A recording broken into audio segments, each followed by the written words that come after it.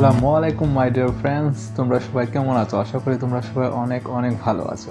বন্ধুরা, তোমাদের দোয়ায় আমিও অনেক ভালো আছি। বন্ধুরা, আজকে আমরা যে বিষয়টি নিয়ে আলোচনা করবো সেটা হচ্ছে স্টাডি ইন গ্রিস। বুঝতেই পারছো, আমরা গ্রিস নিয়ে আজকে আমরা আলোচনা করবো। আসলে উচ্চশিক্ষার জন্য গ্রিস তোমাদের জন্য কেমন হতে পারে, হায়ার এডুকেশনের জন্য পুরো বিষয়গুলো আমরা আলোচনা করব।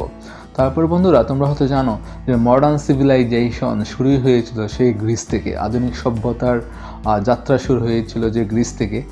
আর ওই গ্রিসে পড়াশোনাটা কেমন হবে এবং তোমাদের জন্য কতটা কোয়ালিটিফুল হবে, দেন পড়াশোনার পর তোমার কাজের কতটুকু সুযোগ থাকবে, ইচ অ্যান্ড এভরিথিং, প্রত্যেকটা বিষয় আজকে আমরা স্টেপ বাই স্টেপ তোমাদের সঙ্গে আলোচনা করব। বন্ধুরা, তার আগে তোমরা যারা আমার চ্যানেলে নতুন, যারা এখনও সাবস্ক্রাইব করো নাই, তারা সাবস্ক্রাইব করে ফেলো আর পাশে থাকা বেল আইকনটি বাজিয়ে দাও পরবর্তী প্রত্যেকটি নতুন নতুন নোটিফিকেশন পাওয়ার জন্য। তাহলে বন্ধুরা, চলো শুরু করা যাক। বন্ধুরা, প্রথমেই জানি নেব আসলে গ্রিসের ইনটেকটা কখন, ডেডলাইন। ওদের দুইটা সেশন হচ্ছে ডেডলাইনের। প্রথমটা হচ্ছে সেপ্টেম্বর, দেন হচ্ছে ওদের ফেব্রুয়ারি। দুইটা ডেডলাইনে তুমি আবেদন করতে পারবা, দুইটা ইনটেক টাইম ওদের। সেক্ষেত্রে তোমাদের যাদের পেপারসগুলো রেডি আছে বা অল ডকুমেন্টস যাদের মোটামুটি রেডি, তারা অবশ্যই আবেদন করে ফেলো। আর যারা এখনও রেডি করো নাই, তাড়াতাড়ি রেডি করে ফেলো। বন্ধুরা, চলো এবার যে বিষয়টি জেনে নেব সেটা হচ্ছে আসলে আবেদনের যোগ্যতা তোমার কতটুকু লাগতে পারে গ্রিসের জন্য। হ্যাঁ বন্ধুরা, তুমি যদি গ্রিসে উচ্চশিক্ষা নিতে চাও সেক্ষেত্রে অবশ্যই তোমাকে, তুমি যদি ব্যাচেলর প্রোগ্রামে আবেদন করতে চাও সেক্ষেত্রে অবশ্যই তোমাকে এসএসসি এবং এইচএসসি কমপ্লিট হতে হবে এবং জিপিএ থাকতে হবে মিনিমাম তোমার 50% প্লাস আর 50%-এর উপরে থাকতে হবে। দেন আসো, যদি তুমি মাস্টার্স প্রোগ্রামে আবেদন করতে চাও সেক্ষেত্রে অবশ্যই তোমাকে বাংলাদেশের ব্যাচেলর ডিগ্রি কমপ্লিট করতে হবে। বন্ধুরা, এবার যে বিষয়টি জেনে নেব সেটা হচ্ছে আসলে গ্রিসের ইউনিভার্সিটিগুলোতে তুমি কোন কোন সাবজেক্টে ওরা তোমাকে পড়াবে, কোন মাধ্যমে তুমি এখানে পড়বে, সেই পুরো বিষয়টি আজকে বিস্তারিত তোমাদেরকে বলবো। ফার্স্ট অফ অল, তুমি এখানে অনেক সাবজেক্ট পাবে। বিশেষ করে গ্রিসে তুমি এখানে ইতিহাস বিষয়ক যে সাবজেক্টগুলো ওইগুলো বেশি থাকবে। তাছাড়াও থাকবে বিজনেসের, থাকবে দেন আর্টসের কিছু সাবজেক্ট থাকবে, সায়েন্স রিলেটেড অনেক সাবজেক্ট। মোট কথা তুমি শত সাবজেক্ট ওইখানে পাবা। দেন আসো, ওইখানে পোস্ট গ্রাজুয়েট প্রোগ্রামে মাস্টার্স প্রোগ্রামে ওখানে ওরা ইংলিশ মাধ্যমে পড়ায়। সো আসলে তোমাদের কোনোই সমস্যা হবে না। বন্ধুরা, চলো এবার যে বিষয়টি জেনে নেব সেটা হচ্ছে আসলে tuition fees and living cost, one of the most important things. Okay, সেখানে তুমি যদি ব্যাচেলার ডিগ্রিতে আবেদন করো সেক্ষেত্রে তোমার টিউশন ফিস আসবে 1000 ইউরো থেকে 2500 ইউরো। 1000 থেকে 2500 ইউরো পার ইয়ার তোমার খরচ হবে। আর যদি তুমি মাস্টার্স প্রোগ্রামে আবেদন করো সেক্ষেত্রে অবশ্যই তোমার 1500 থেকে 3500 ইউরো পার ইয়ার তোমার খরচ হবে। আর লিভিং কস্ট, এটা হচ্ছে তুমি যদি ইউনিভার্সিটির রেসিডেন্ট হলে থাকো সেক্ষেত্রে 450 থেকে 750 ইউরোর মধ্যে তোমার হয়ে যাবে।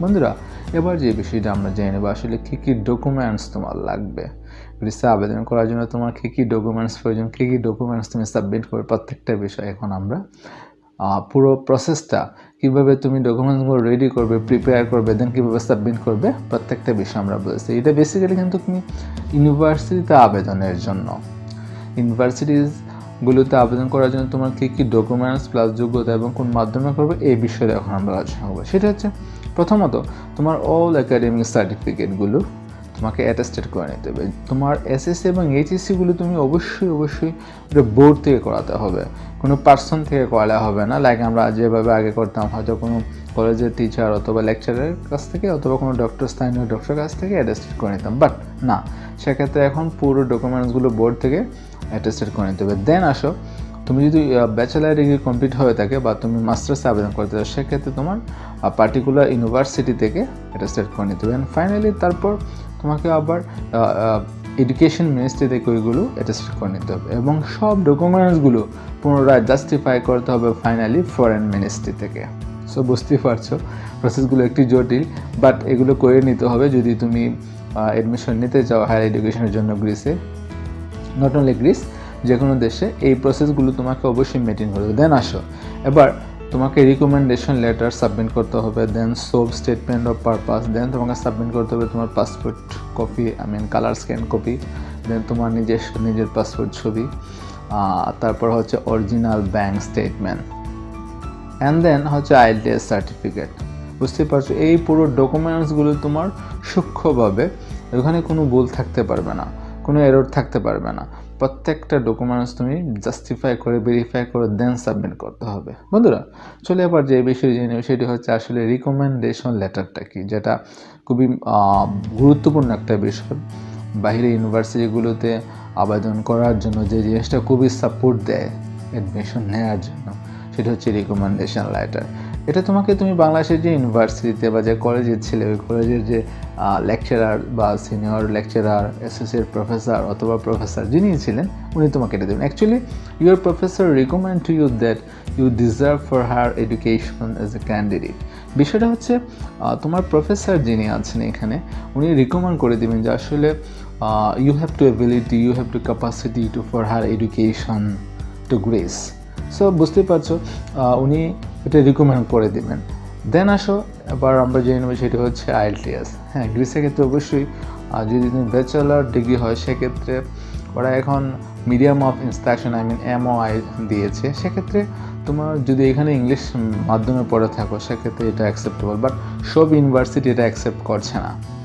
সো আর মাস্টার্সের ক্ষেত্রে অবশ্যই তোমাকে আইএলটিএস করতে হবে, মিনিমাম স্কোরটা থাকতে হবে তোমার 6, ঠিক আছে? মিনিমাম 6 হলেই তুমি অ্যাকসেপ্টেবল, ওরা অ্যাকসেপ্ট করে নেবে। দেন আসো এবার যে বিষয়টি জেনে নেবে সেটি হচ্ছে সোপ।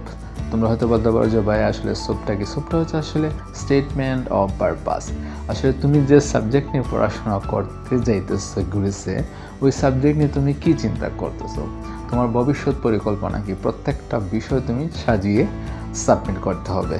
যে জিনিসটা ওরা খুবই রিমার্ক করবে, ওরা দেখবে যে আসলে তোমার যে ক্যাপাসিটিগুলো বা তুমি কীভাবে সোপটা তুমি তৈরি করলে, কীভাবে মেক করলে, পুরো বিষয়টা ওরা যাচাই বাছাই করবে। দেন ওরা ওই সোপের উপরে বুঝতে পারবে তোমার কোয়ালিটি, তোমার ক্যাপাসিটি, ইচ অ্যান্ড এভরিথিং ওরা জাস্টিফাই করতে পারবে। দেন চলো বন্ধুরা এবার যে বিষয়টি জানবো সেটা হচ্ছে আসলে পড়াশোনার পাশাপাশি তুমি গ্রিসে কতটুকু কাজের সুযোগ পাবে। হ্যাঁ, অবভিয়াসলি গ্রিসে তুমি সর্বোচ্চ 20 ঘন্টা একটা সুযোগ পাবে সপ্তাহে। আর বুঝতে পারছো তো ইউরোপীয় ইউনিয়নের দেশ, ওদের বা ওইখানে টাকার যে কোয়ালিটিটা বা টাকার যে ভ্যালুসটা ওইটাও ভালো। সো সেক্ষেত্রে আশা করি তোমাদের লিভিং কস্ট প্লাস চাইলে তুমি তোমার ওইখান থেকে কিছু টাকা সেভ করে তুমি তোমার টিউশন ফিজও তুমি পে করতে পারবে। বন্ধুরা এবার যে বিষয়টি জানবো সেটা হচ্ছে আসলে bank solvency certificate, bank statement. গ্রিসের জন্য তোমাকে কত টাকা ব্যাংক স্টেটমেন্ট রাখতে হবে, ডিপোজিট করে, সেটা হচ্ছে এই স্টেটমেন্টটা তোমার ফ্যামিলির, তোমার পরিবারের, তোমার ফাদার অথবা মাদার অথবা তোমার নিজের অথবা তোমার বড় ভাই বোন যিনি থাকেন, পরিবারের একজনের নামে, ওই ফাইন্যান্সিয়াল গ্রান্টার যিনি হবেন ওইটা একজনের নামে হলেই হবে। আর এটা অলমোস্ট নিয়ার অ্যাবাউট 14 থেকে 15 লাখ টাকা তোমাকে রাখতে হবে। এটা শুধুমাত্র ভিসাটা পাওয়ার আগ পর্যন্ত, 3 থেকে অলমোস্ট 4 মাসের মধ্যে ওই টাকাটা তুমি ওইখানে সেভ করে রাখতে পারবা। দেন ভিসা হওয়ার পরে এটা আর কোনো সমস্যা হবে না। দেন তোমার যে ইমিডিয়েট প্রথম বছরের যে টিউশন ফিসটা ওইটা তোমাকে জাস্ট সঙ্গে নিয়ে নিলে হবে, বা ওইখান থেকে তুমি চাইলে এখান থেকে পে করে দিতে পারবো ওদেরকে। সো বন্ধুরা আরেকটি বিষয় সেটা হচ্ছে অনেকেই এই বিষয়টা আমার খুব বেশি প্রশ্ন করে যে আসলে পড়াশোনা শেষ ওইখানে পিআরের সুযোগ কতটুকু, পার্মানেন্ট রেসিডেন্ট। হ্যাঁ, গ্রিসে তুমি আফটার এডুকেশন আরেকটি বিষয়, ওইখানে তোমার পড়াশোনা শেষে ঠিক আগ মুহূর্তে তুমি চাইলে ইন্টার্নশিপের জন্য তুমি অ্যাপ্লাই করতে পারো। এটা করলে বেস্ট হবে কি, যখন তোমার পড়াশোনাটা শেষ হয়ে যাবে সেক্ষেত্রে তুমি একটা জবের জন্য তোমাকে আর এত বেশি কষ্ট করতে হবে না। জব সার্চ করতে আর কষ্ট হবে না। তুমি যদি প্রিপারেশনটা আগে নিয়ে নাও ইন্টার্নশিপে, সেক্ষেত্রে যে কোম্পানিতে বা যে অফিসে তুমি ইন্টার্ন করবে ওইখানেই তোমার একটা জবের মোটামুটি একটা ব্যবস্থা হয়ে যাবে। সো আমার মনে হয় এই জিনিসটা একটু মাথায় রাখবা তোমরা। আর হ্যাঁ, অবশ্যই তুমি ওইখানে পড়াশোনা এডুকেশন কমপ্লিট করার পর তোমার স্পেসিফিক সাবজেক্ট ওয়াইজ তুমি যদি জব পেয়ে যায় সেক্ষেত্রে আসলে পিআরটা তোমার জন্য অনেক ইজি হয়ে যাবে। দেন তুমি পিআরের জন্য অ্যাপ্লিকেশন করতে পারবা। সো বন্ধুরা আশা করি পুরো তথ্যগুলো তোমাদের অনেক উপকার হবে এবং অনেক কাজে লাগবে।